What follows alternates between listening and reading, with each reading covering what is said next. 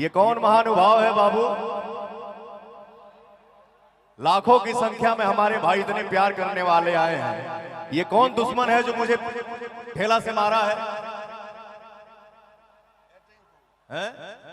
बचाओ मुंह नाक अगर फूट जाएगा तो कितने लोगों का पैसा फंस जाएगा, काम रुक जाएगा।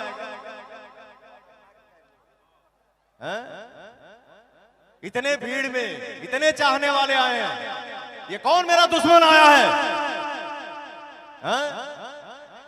तुम्हारे अंदर अगर पावर है ना तो सामने आके दिखा दे, ये ढेला मारा कौन है? छुप के वार मत करो।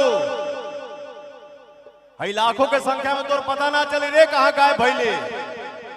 इतने चाहने वाले हैं,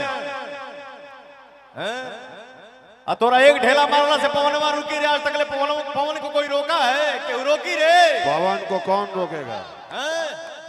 तूफान को कोई रोक नहीं सकता है उनके सिवा। माता पिता गुरु भगवान का आशीर्वाद शरीर पे रहना चाहिए, ऑडियंस का दुलार प्यार रहना चाहिए, बाकी का रे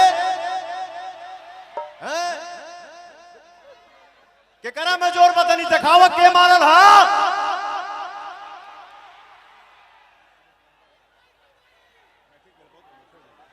बताइए, हद होता है। मैं बोलता नहीं हूं यार, चुप ही रहता हूं।